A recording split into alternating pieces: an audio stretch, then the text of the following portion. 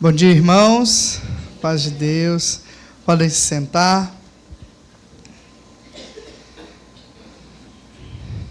Irmãos, para nós é motivo de muita alegria estar em família, né? Quantos aqui gostam de estar em família? É bênção, né? E quando eu digo estar em família, é estar com os irmãos, porque nós somos parte da mesma família de fé, amém? Então, ainda que não tenhamos nos visto, né, em momento algum na vida, nós fazemos parte da mesma família.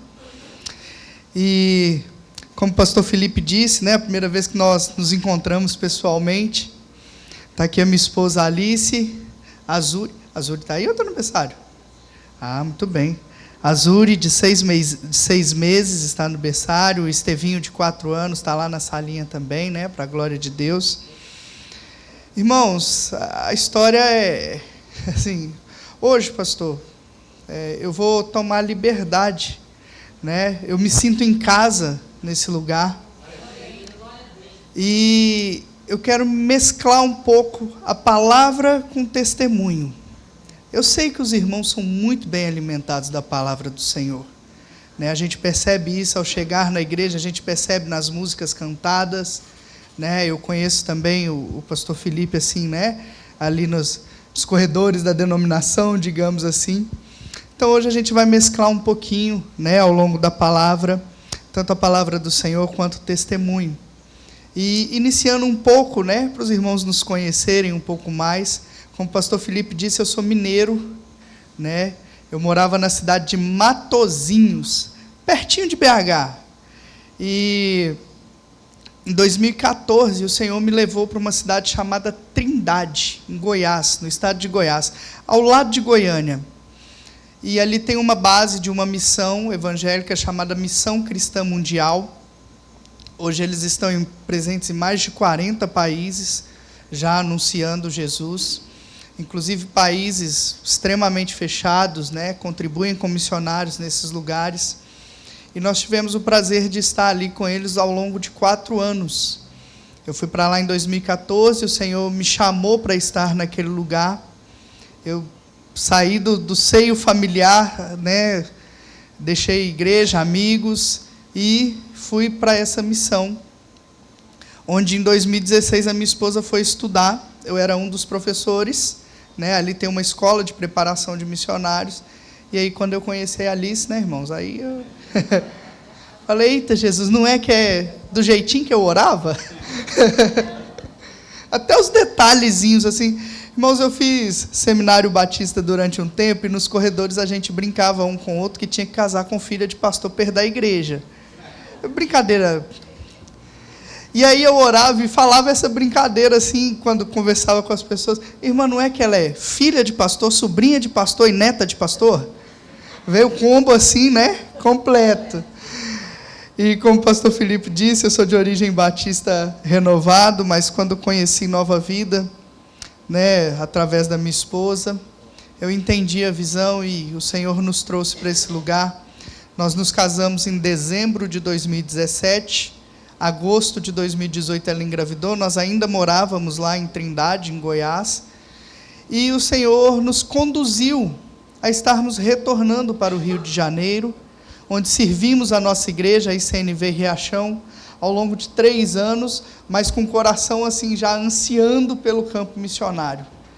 No ano de 2021, Deus nos despertou de maneira mais intensa. Eu até tentei dar uma fugida, pastor.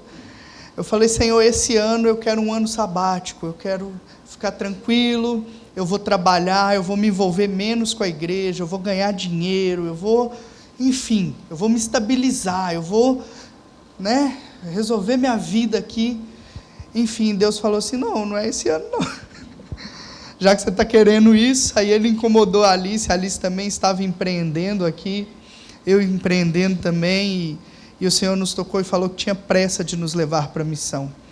Eu já tinha um chamado para o sertão nordestino, foi então quando nós conversamos com os nossos pastores, pastor Marcos, sua esposa Juliana, que são os pais da minha esposa. Eu tenho esse privilégio de ter o meu sogro e a minha sogra como nossos pastores. E então Deus começou a mover, irmãos. Procuramos o bispo Rubem, né, que é o bispo ali em Nova Iguaçu. ele autorizou o nosso envio. Conversamos com o bispo Alexandre, que é o bispo responsável pelo Nordeste. Ele também se dispôs a nos receber ali naquela terra. E tudo foi caminhando, irmãos, para a glória de Deus. Fevereiro de 2022, nós nos mudamos, né, em família para Juazeiro do Norte, no estado do Ceará. Antes éramos apenas eu, Alice e o Estevão. Agora nós temos a Zuri também. E nós vamos contar um pouquinho dessa história aí, da ampliação da família também, para a glória de Deus. Vamos abrir as nossas Bíblias em Romanos, capítulo de número 10. Romanos, capítulo de número 10.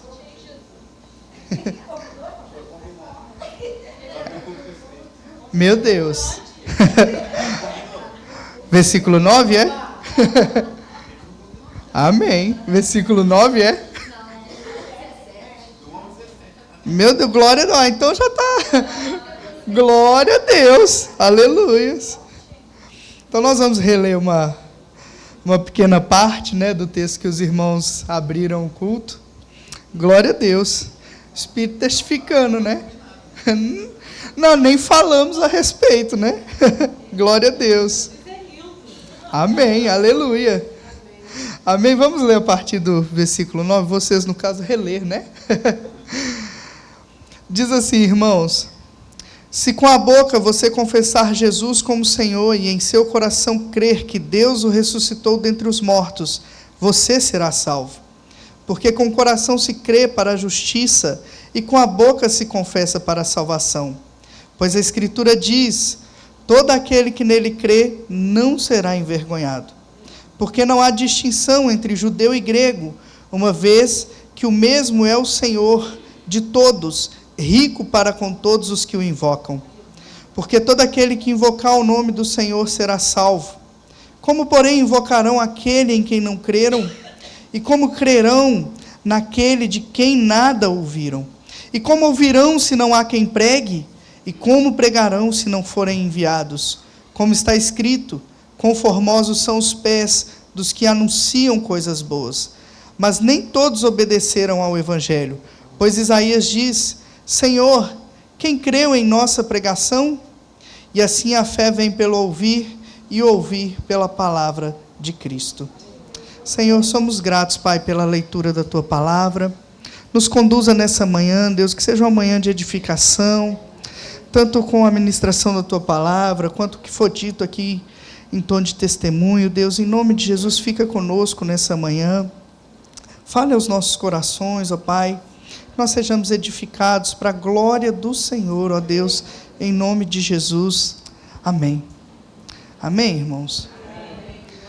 Bom, essa epístola aos Romanos, né, ela é considerada um dos documentos teológicos mais importantes já escritos na história. Nós temos um comentário de Calvino que, se nós entendermos bem Romanos, vai ter aberto, né, uma porta gigante para nós conhecermos os maiores tesouros das Escrituras. Então, Romanos, ela tem, de fato, uma importância muito grande para nós, na história da igreja. Enfim, eu gosto muito de Romanos, né? A gente vê uma síntese da nossa fé, tesouros escondidos, tesouros que vêm sendo elucidados nessa carta, desde o seu primeiro capítulo até o último, né? É um esboço da doutrina cristã. Nós encontramos aqui um esboço da doutrina cristã. Aqui Paulo fala acerca do Evangelho, mas não apenas do Evangelho, ele traz todo um apanhado das Escrituras. E esse capítulo de número 10, ele nos fala muito na missão. Aqui Paulo, ele traz alguns conceitos acerca de salvação, e ele faz algumas perguntas que eu acho bem interessante no nosso contexto. No versículo 9, né, a partir do 9 até o 13, ele vai falando acerca de confessar a Cristo Jesus para ser salvo, da necessidade da confissão de Cristo como Senhor, como Salvador, como sendo Filho de Deus, né? Hoje nós encontramos ao longo do mundo aí, andando, mundo afora, Muitas pessoas que vão afirmar o Jesus histórico, e quando eu digo afirmar o Jesus histórico, são pessoas que não vão negar a existência de Jesus terreno. Vão falar que realmente houve um Jesus, né, que esse Jesus revolucionou o seu tempo, que esse Jesus mexeu com pessoas, aí vão falar que Jesus era um bom líder, que Jesus, talvez trazendo para a linguagem mais de internet de hoje em dia, né, Jesus seria, sei lá, um influencer, né, na visão de muitos. Mas nós sabemos que o nosso Jesus não é apenas um homem que revolucionou o seu tempo, a sua história, ou que marcou pessoas. Nós sabemos que o nosso Jesus, ele é o Filho de Deus. Ele é parte da Trindade, ele é Deus. E para que sejamos salvos, o apóstolo nos ensina e as Escrituras nos ensinam que nós precisamos confessar essa verdade, reconhecendo que Jesus é o nosso Cristo e que ele é Deus, que ele é o Filho de Deus. Então nós precisamos reconhecer isso e confessar a Cristo como Senhor e Salvador. Irmãos, seguindo um pouco mais, no versículo 14 e versículo 15, aliás, no versículo 14, especificamente, vão ser levantadas algumas perguntas, né? Como, porém, invocarão aquele em quem não creram? E como crerão naquele de quem nada ouviram? E como ouvirão se não há quem pregue? E como pregarão se não forem enviados? Eu vou ficar por aqui. Irmãos, eu vou adicionar uma pequena pergunta aqui, as perguntas do apóstolo Paulo. Como crerão naquele de quem ouviram de maneira errada? Eu adicionaria essa pergunta hoje, não adicionando ao texto bíblico, mas eu acho que é uma pergunta que cabe dentro da nossa reflexão, né? Ao longo dos anos, desde os 10 anos de idade aproximadamente, eu tenho um chamado para o ministério pastoral. Eu sempre entendi isso na minha vida. Irmão, sempre gostei de igreja. Tem culto segunda, estou lá, terça, estou lá. Com 11, 12 anos de idade, eu chegava na igreja às 5 horas da tarde, abria a igreja, participava do culto, participava das atividades, o pastor ficava fazendo aconselhamento, eu ficava aguardando e ia para casa 11, meia-noite. Eu já estou com 32, então há 20 anos atrás ainda eram tempos diferentes, né, irmãos? Ainda mais na cidade de Matosinhos, cidade pequena, todo mundo conhece todo mundo. Então dava para um adolescente ir embora para casa sozinho esses horários, sem ter maiores complicações. Sempre gostei muito disso e sempre entendi que eu tinha um chamado para a nação brasileira. Só que eu imaginava que era para a igreja local, que era para ficar ali, né, na minha região, Matosinhos, no máximo Belo Horizonte, né, que é bem próximo ali da capital. Eu imaginei que a minha vida seria toda ali. Quando Deus fez essa reviravolta em 2014, que eu fui para a base missionária, e quando eu cheguei na base missionária, como eu disse, eles estão presentes em cerca de 40 países diferentes. E o setor, o departamento que eu fui trabalhar ali, cuidava especificamente de coisas do Brasil. E eu fiquei, meu Deus, eu estou no mundo missionário, e mesmo assim ainda trabalhando com a nossa nação e com a nação que o Senhor me chamou, né? E ao longo do tempo, como eu escrevi o texto, né, como se fala, para o boletim de vocês, eu descobri 8 segmentos menos evangelizados no nosso país. E dentre esses 8 segmentos, porque quando nós falamos de povos não alcançados ou de povos não evangelizados, nós geralmente nos remetemos a povos distantes. Nós vamos pensar em África, nós vamos pensar em Ásia. Hoje a gente vai pensar justamente nesses lugares mais distantes, quando na verdade o nosso país ainda tem 8 segmentos menos evangelizados. E um desses segmentos é o segmento para o qual o Senhor nos chamou, que são os sertanejos.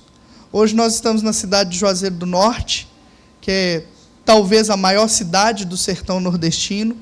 A nossa cidade tem uma estrutura, daqui a pouco a gente vai passar um vídeo, dá para se ter uma noção. Quantos aqui já ouviram falar de Juazeiro do Norte? Alguém já foi lá, conhece a região? Não? Amém, mas já ouviram falar, né? E eu já imagino o motivo. Vai mudar esse motivo, em nome de Jesus.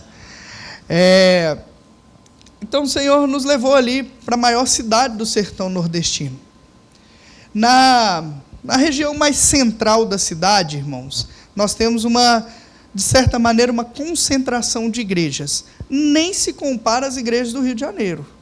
Assim, uma igreja grande lá na cidade, que eu conheço, tem algumas ainda que são grandes, vai ter em torno de 300, 400 pessoas, não é isso, meu amor?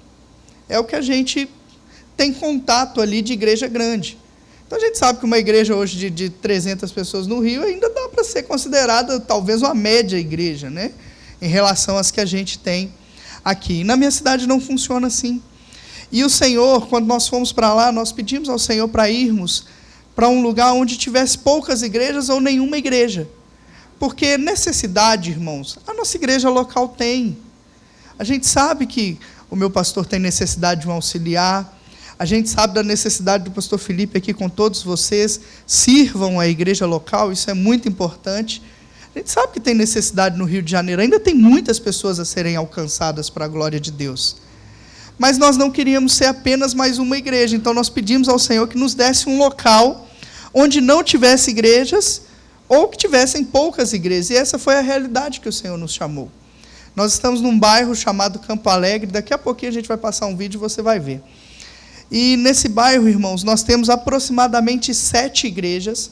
Dentre essas 7 igrejas, eu posso destacar que pelo menos umas 3 têm menos de um ano, ou, né, estou contando a nossa nesse tempo, então a gente tem 1 ano e meio, né? De 1 ano e meio para cá, surgiram a nossa e mais umas 2. E são 7 igrejas para um bairro que tem de 10 a 15 mil famílias. Então, o nosso bairro é um dos maiores da cidade, ele é bem extenso e o número de igrejas é bem baixo. O quadro da nossa cidade nem se compara ao quadro do que nós vemos aqui no Sudeste. Há uma informação de que a cidade de Juazeiro do Norte, segundo o IBGE, ela possui cerca de 7% de cristãos evangélicos. Nós sabemos que se fizer um filtro, não a questão de estar firme ou não, mas até a questão de algumas seitas, não vou citar aqui o nome das que eu considero seitas ali, mas nós sabemos que se fizermos uma limpa aí, a informação que a gente tem é que lá tem cerca de 4% de cristãos evangélicos. Então, numa cidade de quase 300 mil pessoas, 280 mil, segundo o último censo aproximadamente, nós temos apenas 4% de cristãos evangélicos. Irmãos, ainda há uma informação de 6 mil povoados não alcançados pelo Evangelho no sertão nordestino. 6 mil. E olha que nos últimos anos a igreja brasileira se despertou bastante para o sertão nordestino. Graças a Deus. Eu estive em Juazeiro no ano de 2015, em Juazeiro do Norte. No ano de 2015, foi a primeira vez que eu pisei aquela terra. E quando eu estive lá, o quadro de igrejas era bem menor do que é hoje. Em 8 anos, o Evangelho avançou naquele lugar para a glória de Deus. Mas ainda há muito o que se fazer. E o nosso sonho é, depois da igreja plantada ali na cidade, nós queremos ir para os povoados, irmãos. Seja a nossa igreja nos enviando para um povoado, seja a gente enviando algum membro da nossa igreja para os povoados, para a glória de Deus. Nós precisamos alcançar esse povo na nossa nação. Amém, irmãos? Bom, como eu disse, eu adiciono essa pergunta: como crerão naquele de quem ouviram de maneira errada? Eu vou pedir o irmão para colocar o primeiro vídeo. Eu queria que você prestasse atenção no que essa senhora vai falar em pleno 2023, com uma internet melhor do que a que a gente tem aqui. Então, não é falta de informação, é a maneira como ela foi ensinada. Amém?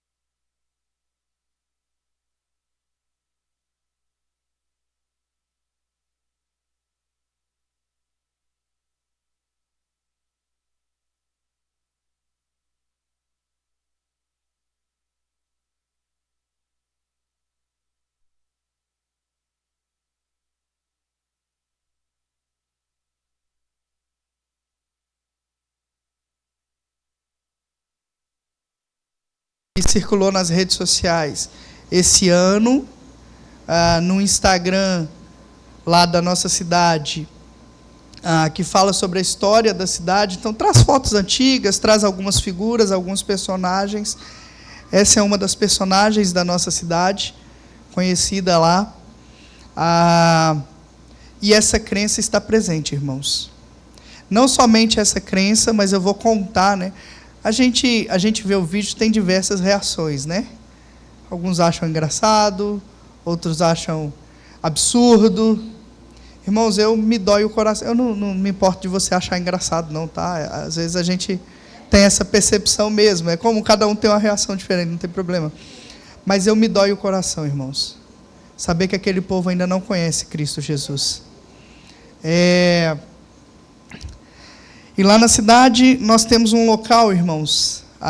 Vai até passar ali daqui a pouco o museu de uma das casas de Padre Cícero. Padre Cícero foi quem fundou Juazeiro do Norte. Eu vou falar algumas informações, eu prefiro guardar para a escola bíblica, porque está sendo transmitido agora. Então, na hora da escola bíblica, a gente passa algumas informações. É bom que eu te deixe com um desejo assim, de participar. Mas Padre Cícero foi quem fundou a cidade de Juazeiro do Norte. Há informações de que quando ele chegou lá era um povoado, onde tinham pessoas que tinham práticas nada agradáveis, de muita bebida, de muita briga, de muita droga. E quando ele chegou, ele revolucionou o lugar e fundou a cidade. Né? Então, ele faz parte da história daquela cidade. E as romarias começaram a acontecer para a nossa cidade, porque em determinado momento ele serviu a hóstia para uma beata, e aquela hóstia supostamente se transformou em sangue dentro da boca daquela beata. E supostamente por quê? Em outro momento da história, há informações de que possivelmente aquela beata sofria de tuberculose. Então pode ser que o sangue na boca dela seria referente à doença e não um milagre, mas popularmente Padre Cícero tomou uma grande notoriedade ali naquela região. Então as pessoas começaram a fazer romarias para buscar bênçãos através do Padre Cícero, que realizava milagres ali, digamos assim. Né? Então começaram-se peregrinações onde milhões de pessoas vão para aquele lugar todos os anos, buscando alcançar alguma bênção naquele lugar. Irmãos, a gente vive nesse contexto, né? Isso faz parte, como eu disse, como ele é um dos fundadores ali da cidade, ou o fundador da cidade, aquilo faz parte da tradição da cidade. Existe um local, como eu estava falando, existe um local chamado Pedra do Joelho. O que é a Pedra do Joelho? Segundo informações locais, Maria, não qualquer Maria, a Maria, mãe de Jesus, teria subido a colina do Horto, que é a colina onde se encontra a estátua de Padre Cícero. Tem uma estátua lá na cidade com mais de 30 metros de altura. Segundo informações últimas que eu dei uma pesquisada, é a 7ª maior estátua religiosa do Brasil. Na cidade vizinha, chamada Crato, tem uma estátua da Senhora Aparecida. Que ela não é nossa, né, irmãos? É deles, né? Mas tem uma estátua de Aparecida lá, que ela é a 5ª maior do Brasil, estátua religiosa. Então, vocês imaginem a região que nós estamos. E na cidade ao lado, que é Barbalha, são as 3 cidades principais ali, é o Crajubá, as 3 principais do Cariri, do interior do Ceará. Tem uma outra estátua também, de Santo Antônio. Inclusive, lá tem uma festa horrível, mas vamos deixar a história da festa é a chamada Festa do Pau de Barbalha. Vamos deixar isso para outro momento. Então, nós estamos nessa região. E nessa subida para o Horto do Padre Cícero, onde fica lá a estátua, há essa informação de que Maria subiu aquela subida com Jesus no colo, e a Pedra do Joelho foi onde ela ajoelhou com Jesus no colo para orar. Irmãos, em pleno 2023, eu vou enfatizar isso. Existem pessoas naquele lugar que creem nisso, que acreditam nisso. E o nosso maior desafio ali não é anunciar o Evangelho, é desconstruir sofismas. Sofisma é uma mentira que tem cara de verdade. Porque essas pessoas, elas não acreditam que precisam de Deus, que precisam de Jesus. Elas acreditam já estar em Deus, já estar em Jesus. Mas elas têm a informação equivocada acerca da sua fé, acerca do que creem. E nós fomos levados pelo Senhor àquele lugar para poder pregar Jesus Cristo, para anunciar o evangelho de transformação naquele lugar. E eu quero agora passar o outro vídeo, mostrar um pouquinho da nossa cidade, da nossa realidade. Pode colocar? Sem o áudio, tá? Sem o áudio. Eu coloquei uma música de fundo, irmãos, mas depois eu arrependi da música. Aí, assim, ao longo do tempo, eu poderia ter retirado a música e ter enviado o vídeo, mas eu acabei deixando a música, e toda igreja que eu vou fala a mesma coisa. Ah, Jesus, só para dar mais trabalho ainda, né? Amém. Pode colocar, meu irmão, assim que... Irmãos, vamos lá. Essa é parte da nossa cidade, né, Juazeiro do Norte. Bom, Juazeiro do Norte tem aeroporto, tem shopping, tem um excelente comércio, as lojas grandes tem lá. Essa é a estátua de Padre Cícero, né? Onde o pessoal vai para fazer suas devoções. Esse é o cajado da estátua, irmãos. O cajado do Padre Cícero. E o que esse senhor está fazendo, passando ali, ele faz desejos, né? Com a esperança de que Padre Cícero atenda aos seus desejos. E tem um detalhe, irmãos. Se você for gordinho e não conseguir passar ali, é porque está em pecado, não é porque está gordo, não. É uma crença local.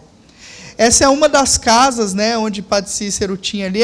Essa casa é ao pé da estátua, se tornou um museu, né, tem esse local aí de devoção. E esse é o museu vivo do Padre Cícero. O que vocês estão vendo aí? Vocês estão vendo diversas miniaturas, estátuas pequenas de madeira. As pessoas elas vão buscar ali algumas bênçãos, e quando alcança essa bênção, ela manda fazer essa parte do corpo e dá para o museu. Ou então ela faz antes de alcançar a bênção, no intuito de que Padre Cícero possa lhe conceder. Esse é um dos quartos onde ele dormia ali, né? E, irmãos, esse aí é um dos motivos dele ser consagrado agora a santo em breve. Enfim, não vou falar muito não. Esse é o bairro onde o Senhor nos confiou, é o bairro Campo Alegre. Esse local onde eu filmei é onde a gente tem a maior parte do trabalho da igreja, né? Algumas famílias que a gente visita, né? E tem um detalhe sobre a nossa igreja que eu vou falar no próximo takezinho que vai aparecer. A nossa igreja, em 1 ano e meio, ela já tem cerca de 15 pessoas, irmãos. E esses são os membros da igreja. Das 15 pessoas, só uma é maior de idade, que é a irmã Mazé. O restante são esses aí, ó. Nós fomos abençoados em Juazeiro do Norte com esse Uno. Uma irmã nos ofertou. E é o Uno que a gente usa para buscar as crianças, irmãos. A suspensão está lá toda bagunçada, que eu boto os 10, 12, tudo lá dentro e vamos para a igreja. Hoje o culto com as crianças acontece na garagem da nossa casa, né? Nós tínhamos um local onde nós realizávamos as reuniões, mas por uma orientação de Deus e também dos nossos líderes, nós devolvemos o lugar antes de vir para o Rio de Janeiro passar esse tempo. E os cultos estão acontecendo na nossa casa. Essa é a irmã Mazé. A irmã Mazé, nós batizamos ela, já vou falar um pouquinho sobre ela. E ela continua cuidando das crianças. Nesse tempo que nós estamos no Rio de Janeiro, lá continua tendo os cultos para a glória de Deus. Essas crianças são outras crianças, não são as crianças da igreja. Nós fazíamos um reforço escolar, aí é o lugar onde a gente tinha alugado, né? Nós fazíamos um reforço escolar com essas crianças, claro, para anunciar a palavra de Deus, né? Sempre tinha os momentos devocionais. E a maior parte dos pais dessas crianças, irmãos, são católicos muito intensos. Católicos que vivem a questão da tradição. Muito obrigado, meu irmão, pelos vídeos. E por que eu falei que nós tínhamos esse reforço escolar? Porque tem uma ONG cristã no meu bairro, já está lá há mais tempo que nós, e nós somos parceiros dessa ONG. E eles oferecem um trabalho para crianças e adolescentes muito bom, né? Além do reforço escolar, tem aula de música, aula de inglês, enfim, tem diversas atividades. E eles são cristãos. Então, eles agora estão mais próximos da localidade onde essas crianças moram. Então, essas crianças, nós redirecionamos elas para essa ONG e nós estamos lá como voluntários, né? Eu e a Alice, assim que nós voltarmos, nós vamos definir os dias da semana que nós vamos poder estar lá, mas nós vamos continuar cuidando dessas crianças e tendo contato com as suas famílias. Amém? Mas agora dentro da ONG, ao invés do nosso reforço escolar. Mas para a glória de Deus, a gente tem alcançado eles gostam muito de estar conosco. Irmãos, esse é o contexto que nós estamos, de intensa idolatria, de intensa devoção a Padre Cícero. Irmãos, nós estamos num local onde se converter, ou melhor, passar para a lei dos crentes, porque essa é a maneira como se fala lá, pode custar o seu convívio familiar. Quando nós falamos em perseguição, geralmente nas nossas igrejas do Sudeste, a nossa mente já é levada lá para a janela 1040, né, aquela região da Ásia, aqueles países ali que terminam o nome com ão, que a gente sabe que são muçulmanos, a nossa mente já viaja para aqueles lugares. Mas aqui dentro do nosso país, do nosso ladinho, nos interiores, não só do sertão nordestino, mas talvez interior do Rio, de Minas, a gente tem contato com perseguição a cristãos. O fato da pessoa passar para a lei dos crentes faz com que ela possa até perder o seu convívio familiar. Eu iniciei falando que é muito bom estar em família e os irmãos concordaram. A nossa querida irmã Mazé, ela chegou para nós na nossa primeira reunião, no lugar onde a gente, né, estava realizando os cultos. Ela disse que já tinha 2 anos que tinha passado para a lei dos crentes, mas que não sabia ser crente, porque infelizmente ela se converteu infelizmente não, né? Ela participou de uma igreja ao longo de 2 anos, mas aquelas igrejas assim, pastor Felipe, que um versículo bíblico e o resto é tudo motivacional e pedindo dinheiro, né? A gente sabe que infelizmente, né, existem esse tipo de instituições com o nome de igreja. E ela passou 2 anos ali, e quando ela chegou, ela falou, não sei ser crente, e eu conversei com a minha esposa, nós sentamos com ela e começamos a discipular ela.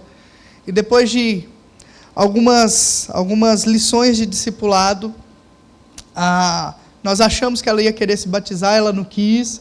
Nós ficamos, meu Deus, será que ministramos algo errado, como foi? Mas depois de um tempo, numa sexta-feira de manhã, a irmã Mazé nos procurou e nos deu 2 boas notícias. A primeira é que ela queria se batizar, eu já vou falar sobre o batismo dela. E a segunda, e eu conto essa segunda com o fim de contar com as orações dos irmãos, amém? Então se atente a essa parte e se lembre do irmão Aguinaldo, esposo da irmã Mazé. Estou falando irmão, mas ele ainda não se aproximou da gente, não. E o filho da irmã Mazé, o Mateus. Né? O Mateus, ele tem 19 anos e ele se declara ateu, ele não acredita nas coisas metafísicas. Eu tive que aprender essa palavra e estudar um pouquinho mais. Mateus, ele tem poucos amigos, ele deve ter no máximo uns 3, 4 amigos, e eu estou no meio desses amigos aí, irmãos, para a glória de Deus. Né? Nós temos um ótimo relacionamento, tenho falado sobre as coisas de Deus. Um pouco depois das nossas conversas, um dia ele chegou para a mãe dele e perguntou por onde começava a ler a Bíblia. Né? Então Deus está trabalhando, irmãos, e agora com a oração dos irmãos, em nome de Jesus, né, vai avançar ali o evangelho na vida dele. Irmãos, toda cidade onde há uma idolatria intensa, há um quadro também, geralmente, de alcoolismo muito intenso. E esse é o quadro do irmão Aguinaldo atualmente. Né? Ele ainda é um alcoólatra, e a irmã Mazé, quando pediu para visitá-lo, ela falou, pastor, eu não sei como vai ser quando o senhor for lá em casa, porque meu esposo bebe, e ele falou que não gosta de crente, e muito menos de pastor. Então eu sempre tive receio do pastor ir na minha casa, porque a gente não sabe como ele vai reagir. Falei, irmã Mazé, descansa, fica tranquila. Quando eu chegar lá, a gente vai falar sobre tudo, menos sobre Jesus. Preocupa não. E aí eu deixo aqui uma palavra para os irmãos, que eu aprendi especialmente no campo missionário. Essa palavra é relacionamento.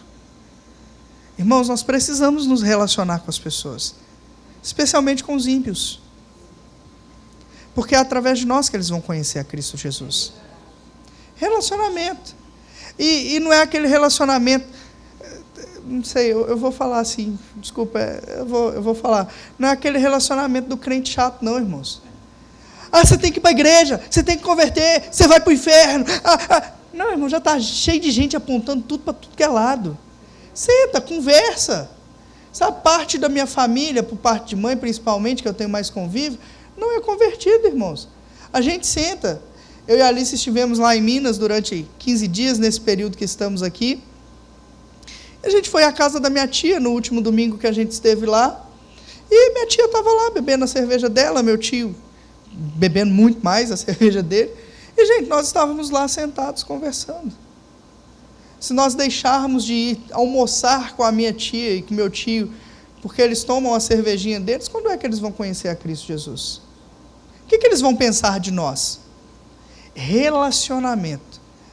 O irmão Agnaldo, nós estávamos conversando, ele se convidou para ir à igreja. Nunca foi, mas ele se convidou para ir à igreja. Eu não precisei falar de Jesus, ele começou a falar de Jesus comigo. Para surpresa dele, né, tudo que ele falava, ele achou que eu ia rebater ele, eu consegui contornar ali à luz das Escrituras, concordando com alguns pontos, mostrando outros. E hoje a gente tem um bom relacionamento. A última vez que eu chamei ele para ir à igreja, ele não foi, porque tinha jogo do Flamengo. E ele foi bem claro comigo.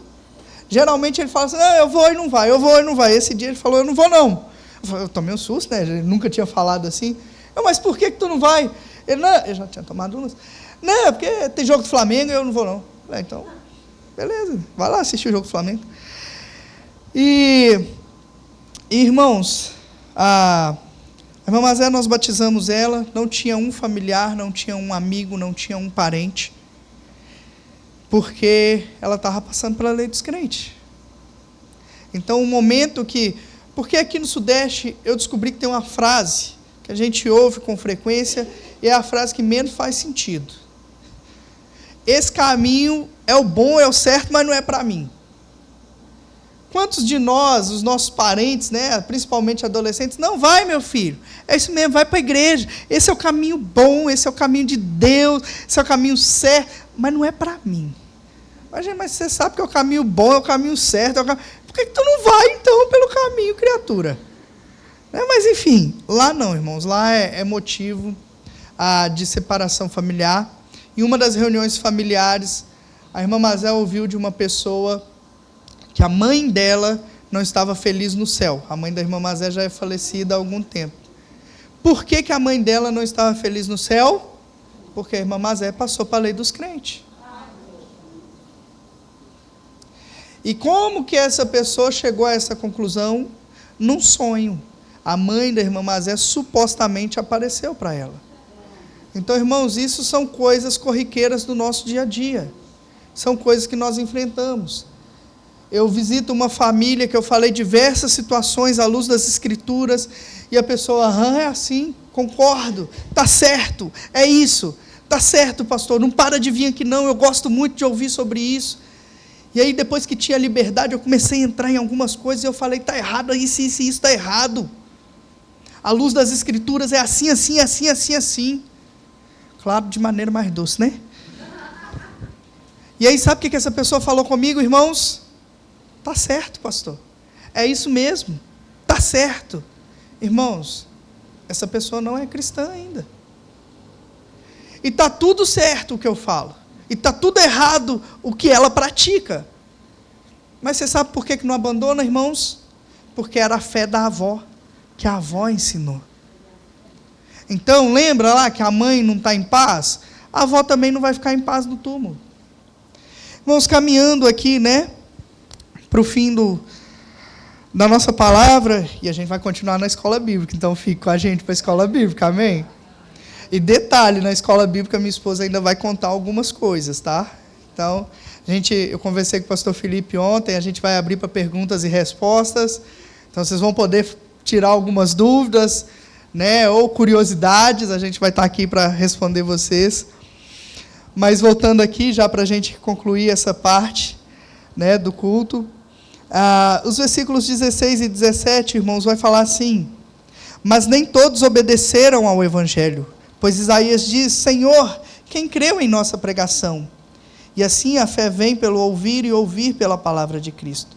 Irmãos, vou destacar um pouco o versículo 16, mas nem todos obedecem ao evangelho. O nosso papel é anunciar o evangelho, anunciar a Cristo Jesus.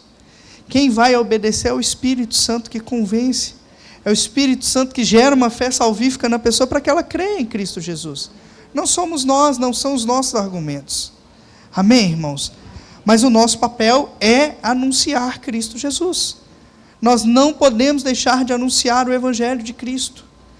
Onde nós estivermos, como eu disse, palavra-chave, relacionamento. Bom dia, Deus abençoe na padaria. Bom dia, como está o seu dia? E, irmãos, eu venho de um contexto muito pobre, muito simples, né, sem condições financeiras, enfim. E eu conheço muito desse povo, assim, né? Era o meu convívio, a maior parte do meu convívio. Irmãos, quantas vezes a gente vira e fala assim: mas eu não sei falar de Jesus. Eu não sei falar como o pastor fala. Nossa, o pastor fala tão bonito, mas eu não sei falar. Eu não sei anunciar, eu não sou evangelista. Irmãos, relacionamento simples. No momento que der, você fala o que você sabe. Você sabe que Jesus é bom? Você sabe que Jesus te salvou? Você sabe que as pessoas precisam de salvação? Que todos nós precisamos de salvação? Que todos nós somos pecadores? Não precisa citar a Bíblia toda não, irmãos. Na simplicidade a gente deve continuar anunciando o Evangelho. Se eles vão aceitar ou não, é o Espírito Santo que faz a obra. Irmãos, fechando o nosso testemunho, para caminharmos para a conclusão, nós, como eu disse, né, nós fomos ao campo missionário, somente eu, a Alice e o Estevão, e estando ali nós entendemos que era tempo de ter mais filhos. Nós sempre quisemos ter mais filhos, né? É difícil hoje em dia você ouvir jovens falando isso, mas graças a Deus a gente quer ter mais, amém? E então tomamos essa decisão de que era tempo de Alice engravidar, e ela ficou grávida para a glória do Senhor. E lá na nossa cidade, irmãos, eu falo isso porque é testemunho dos próprios moradores da cidade. Os médicos do SUS são conhecidos como carniceiros. Uns 2 ou 3 obstetras lá têm essa fama. Então imagine você, eu e a minha esposa, morando em Juazeiro do Norte, que eu vi que é mais ou menos uns 2.000 quilômetros daqui, né, e um pouco mais distante de Minas. Então imagine você, nós dois morando lá, né, a nossa família ali, e passar por uma situação dessas. Então nós nos esforçamos daqui e dali, e fechamos e conseguimos pagar um plano de saúde para minha esposa, para que ela pudesse ter plano ao longo da gravidez. Para nossa surpresa, quando a gente fez o plano, ela já tinha 2 meses que estava grávida, nós não sabíamos, e o plano pede 300 dias de carência para fazer um parto, né? Se você fez as contas aí, não ia dar tempo, né? E para nossa surpresa maior ainda, quando ela pegou o exame ali, o beta-HCG, ela viu que estava muito alto o número, e aí ela começou a pesquisar e viu que quando dava muito alto era de gêmeos. E quando ela falou isso, eu deixo de besteira, menina. Começa a colocar essas coisas na sua cabeça, não. Você coloca as coisas na sua cabeça e... Na primeira ultrassom, irmãos, o plano ainda não cobria nem a primeira ultrassom, né? Da segunda em diante já foi todo acompanhado pelo plano. Na primeira ultrassom, a hora que o médico colocou ali o gelzinho, que ele colocou o instrumento da barriga dela, eu tenho uma surpresa, e eu já respondi de pronto. Eu tenho surpresa coisa nenhuma, médico. Pode parar com isso. Ele tem, são 2. Misericórdia, Jesus. Não tem caso de gêmeos na minha família, não tem caso de gêmeos na família dela, mas o Senhor nos agraciou com uma gravidez de gêmeas. Gêmeas, né? 2 meninas. E, irmãos, ao longo dos 7 meses de gravidez, as minhas meninas nasceram prematuras, né? Do 7º para o 8º mês. Ao longo de 7 meses de gravidez, depois que a gente descobriu, ela foi toda acompanhada pelos médicos, estava tudo tranquilinho, fizemos o pré-natal, tudo como manda, como reza a cartilha, como diz o pessoal, né? E tudo tranquilo. Até que meados do 7º mês, para o final do 7º mês, começaram a acontecer algumas coisas. Uma dessas coisas foi que nós descobrimos que a Alice estava com pré-eclâmpsia, e para quem não sabe, é pressão alta na gravidez. E ela ficou uma semana internada, quase uma semana. Quando ela saiu numa quinta-feira, ela foi para casa, ficou em casa quinta, sexta, sábado, e no domingo pela manhã a perna dela estava muito inchada, por causa da internação, e enfim. Então ela pediu que nós fôssemos ao hospital para poder ver essa perna inchada. E no caminho teve algumas dorezinhas, mas ela entendeu que era contração de treinamento. É isso mesmo, né? E aí, chegando lá, a médica analisou, a obstetra analisou, deixou ela de observação. Eu fui para casa com o Estevão, porque no campo missionário é assim, irmãos, quando um vai para o hospital, vai a família inteira, né? Não tem como. Ainda mais no domingo, os nossos amigos que nos cercam, a maior parte deles ou são missionários, ou são pastores locais, enfim. Então, domingo é o dia de trabalho do pastor, né, irmãos? Como que deixa uma criança com um pastor no domingo? É difícil, né? Então, eu fui para casa com o Estevão, e eu voltaria mais tarde, no dia 16 de abril. A ideia é que eu voltasse mais tarde para buscar minha esposa, mas antes do planejado, me ligaram e falaram que as nossas meninas iam nascer. E aí bateu o desespero, né? Já saí, já peguei mala, já peguei tudo, botei dentro do carro, lá vai eu para o hospital. Deixei o Estevão com um amigo, aí não tem como, né? Aí eu falei, fica aí com o Estevão, agora não tem como levar. E eles ficaram com o Estevão, e quando eu cheguei no hospital, nós recebemos o começo de duras notícias, né? Até então, de vez em quando eu e a Alice, a gente parava para conversar e falava, meu Deus, o campo missionário está sendo bom demais para a gente, nós estamos vivendo algumas coisas assim que, cadê a tempestade? Não está tendo. De vez em quando vinha uma tempestadezinha assim, a gente passava por ela e, meu Deus, que negócio interessante isso, né? E então nós passamos a maior turbulência da nossa vida. Eu cheguei no hospital e eu recebi a notícia de que o parto da minha esposa não poderia ser feito naquele hospital, porque não tinha carência do plano de saúde. E isso a gente já imaginava. Detalhe é que deveria ter sido feito porque era urgência e emergência, mas a gente só foi saber disso depois. Enfim, irmãos, longa história, estou tentando encurtar. Falaram que não podia fazer porque não tinha carência do plano. Nós já sabíamos dessa carência, lembra das contas que eu falei, né? Então nós fizemos uma campanha, tanto na regional Nordeste, entre o presbitério ali no Nordeste, quanto na regional da Baixada, aqui na nossa região ali, onde a nossa igreja está inserida, a nossa igreja mãe. E graças a Deus, né, com a ajuda dos irmãos da aliança, nós levantamos o valor para poder pagar o parto. E eu ofereci pagar o parto. A minha esposa já estava na sala de cirurgia, com aquelas vestimentas de cirurgia, tudo aberto atrás, aquela coisa toda que todos nós conhecemos. E o hospital se negou a fazer o parto, mesmo que nós quiséssemos pagar. Então pediram para que nós saíssemos de lá no meu carro próprio, porque depois eu fui entender que se fosse chamar uma ambulância ia demorar e tal, enfim.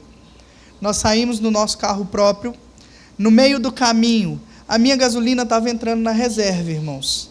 E o Estevão, ele tem autismo. Então, quando eu fui para casa, eu não abasteci o carro, porque o Estevão estava um pouquinho alterado. E aí, quando ele está um pouquinho alterado, a gente evita algumas coisas para não piorar a crise dele, né? Parece aquela birra, né? Ele chora muito e se debate e tal, enfim. Então, não tive como abastecer. E quando eu fui, já que as meninas estavam nascendo, a gasolina dava para chegar lá, então não precisava abastecer, enfim. Paramos num posto de gasolina, abastecemos o carro, foi uma doideira, tinha 3 frentistas. Eu já cheguei gritando, minha esposa está tendo neném, pega a máquina de cartão, abastece 50 conto, e não sei o quê. O outro ficou meio perdido, não tinha o que fazer. Ele viu que a Alice estava ali sentindo dores. A senhora quer um copo d'água? Tadinho, né? Ouviu um sonoro não.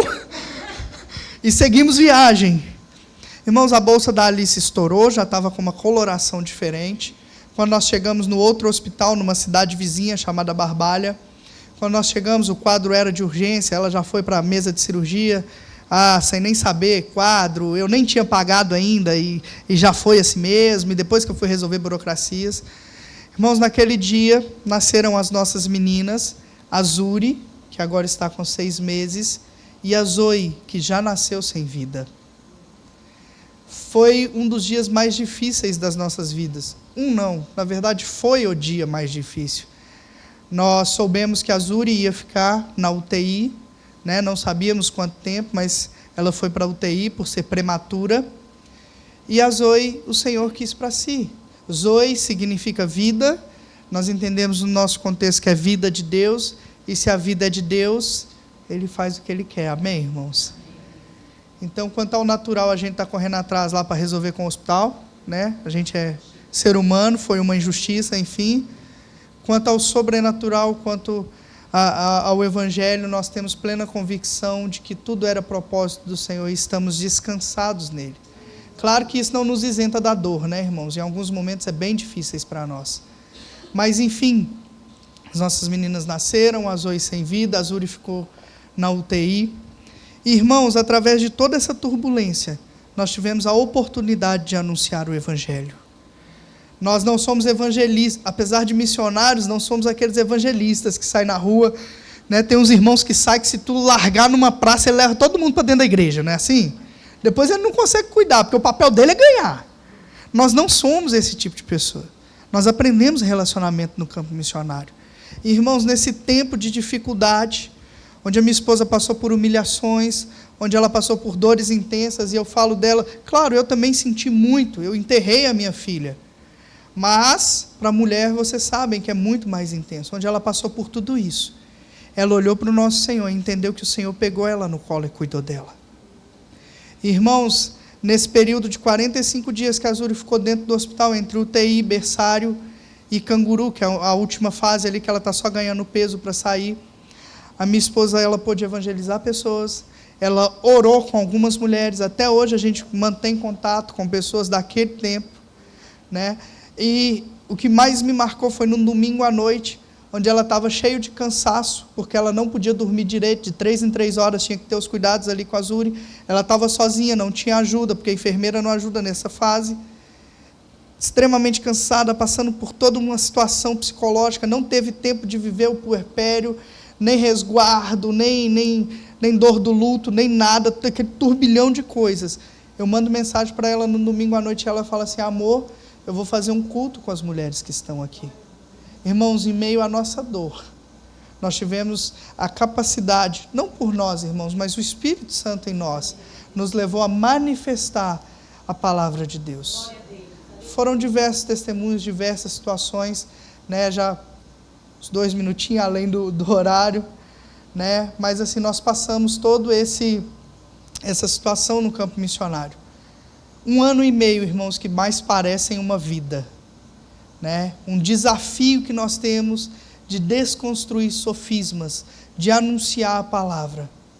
Irmãos, se vão se render ou se não vão se render, isso não é com a gente, é com o Espírito Santo.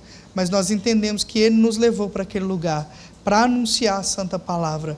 E nós cremos que os eleitos serão despertados naquele lugar, para a glória dEle, em nome de Jesus. Amém? Sempre se lembrem de nós, né? Até quem está nos acompanhando pela internet, estejam em oração pela nossa vida, pela nossa família, para que o Evangelho avance naquele campo missionário, não só em Juazeiro do Norte, mas também em todos os povoados sertanejos. Amém? Senhor, nós somos gratos, Pai, por essa oportunidade de estarmos reunidos em Teu nome, de poder anunciar a boa mão do Senhor e o que o Senhor tem feito nas nossas vidas. Te louvamos, Deus. Tu és maravilhoso, Pai. Nós reconhecemos isso nessa manhã. Te exaltamos, Pai, para a glória do Senhor. Amém. Pastor Felipe.